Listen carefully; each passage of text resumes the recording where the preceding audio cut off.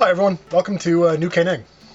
On this channel, we discuss the factions that build, craft, and engineer the worlds we explore in our games, stories, and movies. Today we're talking about Jade Tech. Jade Tech was developed in Cantha and quickly made its way to other parts of the world. It created an explosion of development in new types of tools and technologies. As a warning, the following video does contain spoilers for the stories of Guild Wars 1 and Guild Wars 2. Alright, let's get into it. South of the Crystal Desert, across the unending ocean, lies a continent shrouded in mist and hidden for centuries. The islands host tall mountains and deep green forests. Coastal villages and cities rely on fishing, while deeper inland, metals are mined and lumber processed. Canthan architecture incorporates deep curves and intricately carved sculptures. Their cultural traditions emphasize harmonious existence with the world around them. Gardens and forests, both wild and cultivated, are built in, around, and through rather than over. Artistic carving and brightly colored banners stand out from the greens and browns of the trees. A short trip across the water lies New Canaan City, a dense, sprawling city bordering the Echovald Wilds. Deep in the forests south and east of the city is the untamed Echovald Wilds, deep in the tall trees covered with ruins and buildings reclaimed by various groups and factions. The Aetherblades maintain a huge chunk of land here where they scrap old machines for parts and technology. Twisting bridges and entire villages are built up high in the trees. They're the home of the Tengu, bipedal feathered beings who maintain a proud hunting culture. And then there's the Jade Sea, a vast section of the continent entirely covered in crystallized dragon magic in the form of a green jade-like stone. Cantha's cultural traditions extend backward into the forgotten mists of time. Once, though, they were not so distantly hidden from the rest of Tyria. At that time, it was a very different place, and from that place, modern Cantha evolved. In earlier times, Cantha was home primarily to human and Tengu. Humans had, over time, formed a single ruling faction called the Empire of the Dragon. The Empire's formation was rooted in a mixture of cultural integration and brutal wars waged against rival factions.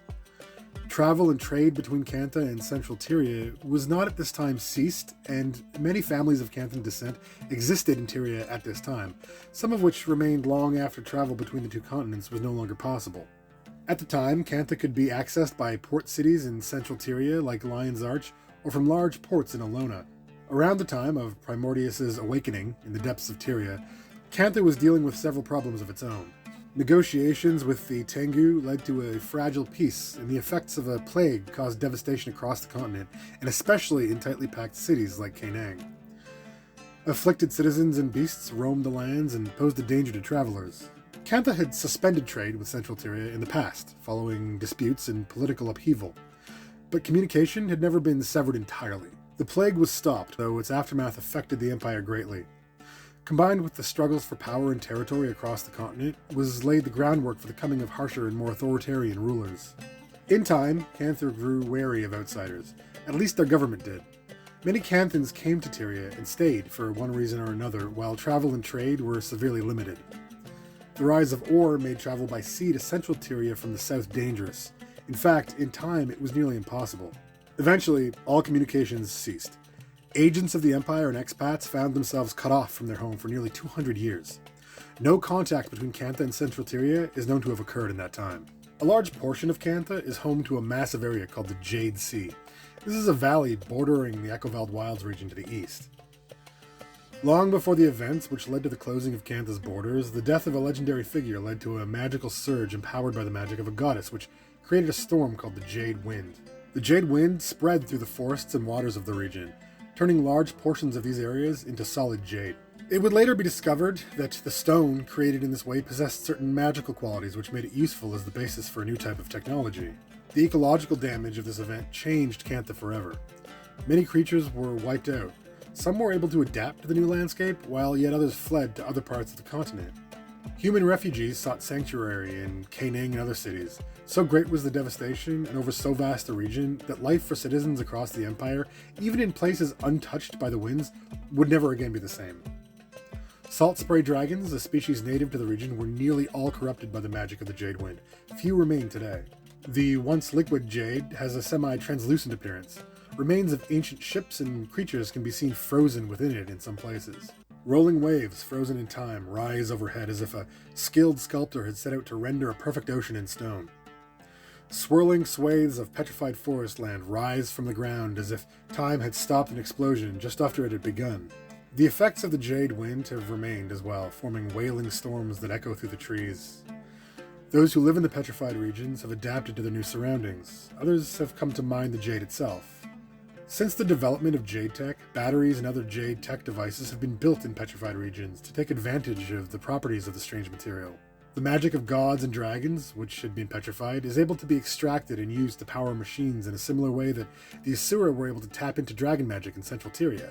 The solid form of Dragon Jade, as it is now called, may play a part in why Jade tech has created such a rapid expansion of technological growth in Cantha. In its solid form, it seems less prone to surges and is much easier to use safely than other living forms of magical energy. It was studied and experimented on for some time in isolation from the rest of the world until a clash between warring factions took place in the skies, and suddenly, Tyrians found themselves unwittingly stranded in Canthan territory. Captain Maitrin led the infamous Aetherblades, a band of pirates once loyal to Scarlet Briar and her ideals. More about Scarlet in another video. She was eventually usurped by her second-in-command, Anka. The Aetherblades had constructed a new weapon, one that could extract magical energy from a living dragon. Anka herself tricked, and with the help of her crew, kidnapped a member of the Pact and friend of the commander, none other than Gorik, who I've spoken about in my Asura video. A fleet of Aetherblade airships fled south, and the commander followed with the Dragon Aurene to rescue their friend. They fought a battle in the air, leaping and flying above the ocean waves miles below. They were nearly successful when the pirates lined up their shot, and with their new weapons struck Aurene, siphoning much of her power. None of them realized it, but they had, by now, flown so far south through the mist-shrouded isles that they were nearing the shores of Cantha. The damaged airships crash-landed in the hills and mountains of Xingjie Isle, and the surviving Aetherblades set to work trying to regroup and gather what technology and supplies they could. The commander and Gorik found themselves imprisoned by the local authorities and under the jurisdiction of the famed detective Rama. The delegation from Tyria, including Lady Casimir Mead, followed and petitioned for their release, which was granted. They found themselves in a tough political situation. They had to clear themselves of wrongdoing and hunt down the Aetherblades now making trouble in Cantha. They also found themselves surrounded by wonders never seen before on Tyria. Taimi immersed herself in study of this newfound technology, and the commander and their allies would have to make use of it to save Aurene, stop the pirates, and rebuild relations between Central Tyria and its new neighbors. Cantha was experiencing problems of its own, from political turmoil as well as difficulties resulting from their reliance on Jade tech. The Xunlai Jade Corporation was currently the primary supplier of Jade tech, though this has not always been the case. Long ago, Jade was being mined and used across Cantha so widely that it became a cornerstone of their aesthetic design. It was used in building and crafting items of all kinds. It was the discovery that the material was not just useful as a source of building material, but glowed with power that sparked research into its true powers. A company was formed to develop and expand its use, and it grew to acquire the Xunlai Guild, one of the oldest guilds in Tyria.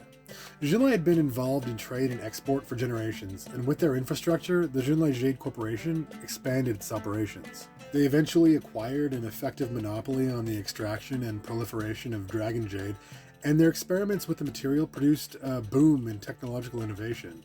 The substance produced power, which could be used to power machines, engines, lights.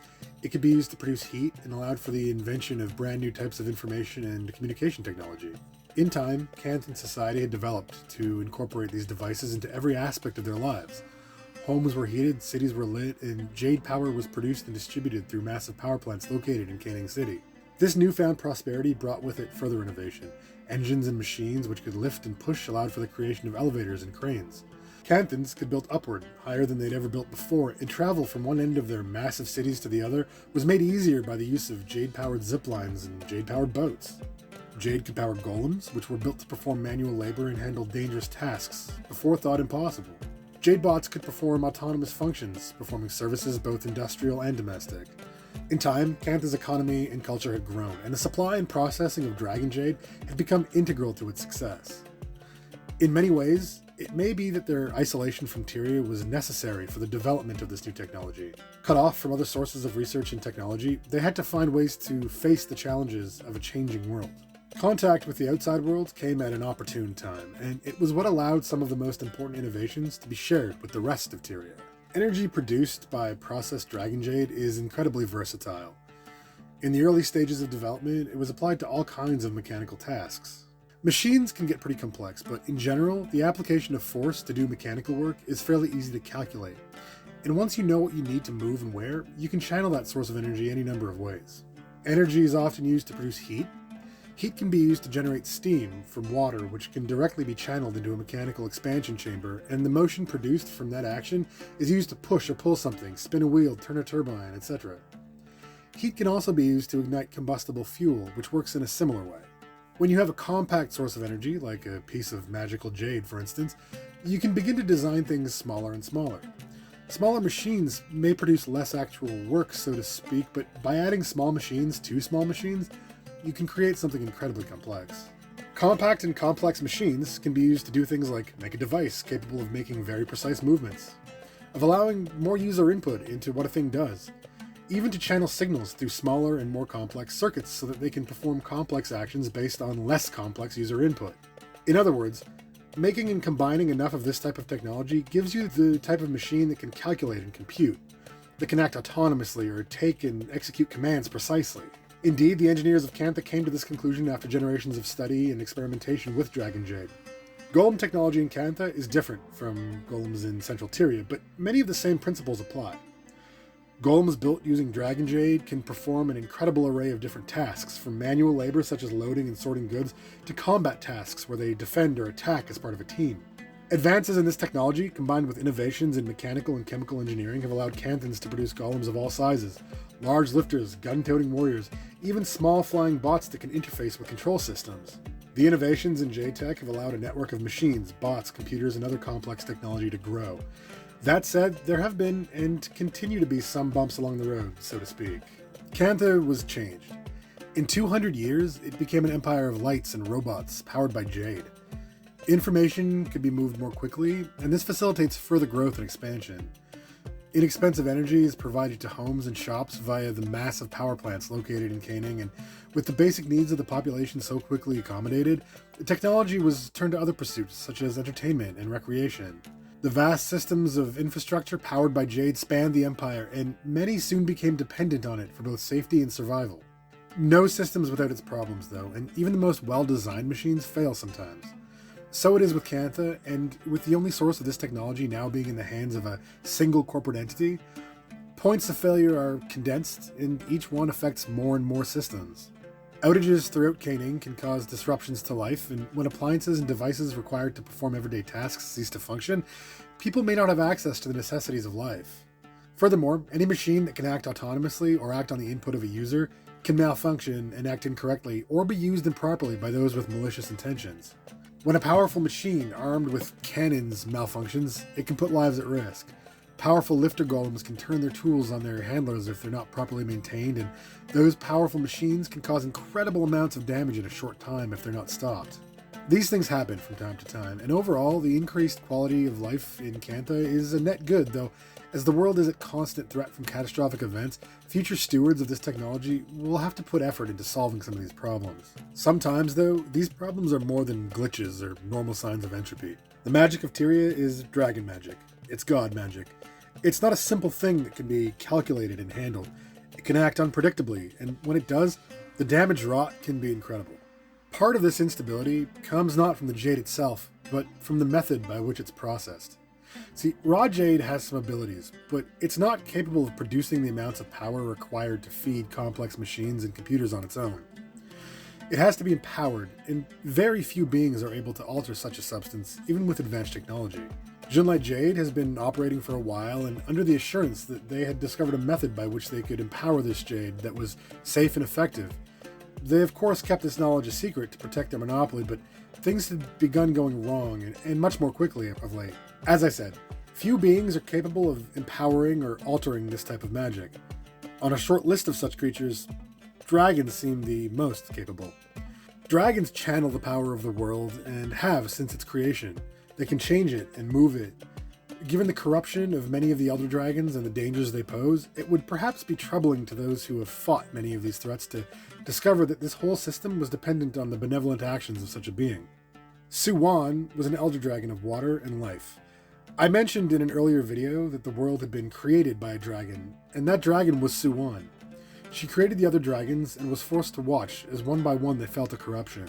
It was her that suggested to the humans that she use her powers to help them build and maintain their technology, and indeed for a time was hidden away deep inside a Xunlai Jade facility near Canning, where her power was used to process the raw jade into a material suitable for maintaining such a large-scale infrastructure.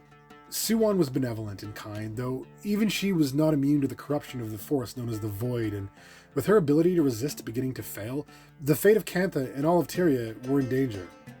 Given the events surrounding this revelation, the proliferation of Jade tech may be in danger. We'll have to see how the future shakes out here. Since the events surrounding the discovery of Cantha, Jade tech has become a new player on the world stage. The Asur have begun to study it as well, and with their expertise on the subject of dragon magic, they'll likely expand the technology in amazing ways. Professional rivalries are nothing new, and while the world has begun to embrace the shift, there was some conflict, and likely continues to be so in academic circles, about the suitability of dragon jade as a material worthy of research and adoption. With the passing of the eldest of the Elder Dragons, Aurene, a crystal dragon and daughter of Glint, has taken on the role of the last Elder Dragon to maintain the balance of magic in the world. The dragon cycle is different now. It remains to be seen what this means for Tyria and for magic. As all things do, time will likely see stability return, but there's likely to be a lot of difficulty and adjustment before that occurs. As I've said before, progress isn't always linear, but the compass needle always swings north in time, so to speak. Cantha has shot forward in technological innovation and development thanks to the discovery of Jade tech. Dragon magic has always been studied and used across the world, most famously by the Asura and put to use in their technology. Since the discoveries of Canthan scientists and engineers have by now been shared with the rest of Tyria, it will not only change the world will change it as well. As new challenges face the people of Tyria, their ingenuity and creativity will turn every tool, both old and new, towards solving these problems. Well, that's Jade tech, and how it really quickly changed the face of Tyria forever. The future is now, and it's green and glowy. I want to thank you all for watching. I appreciate everyone who does. If you liked the video, please hit like. And if you want to keep the lights on in Canning, hit subscribe. As always, head on down to the comments section and let me know what you think. Oh, and before you go, I'm going to give a shout out to my patrons who help support the channel. Our $10 patron is Watuki at the artisan level. If you want to get your name in the credits, head on over and sign up. The Patreon link is in the description. You'll get access to an exclusive Discord as well. And remember, if a Jade Golem starts spinning around and yelling, run. Alright. Bye, Internet.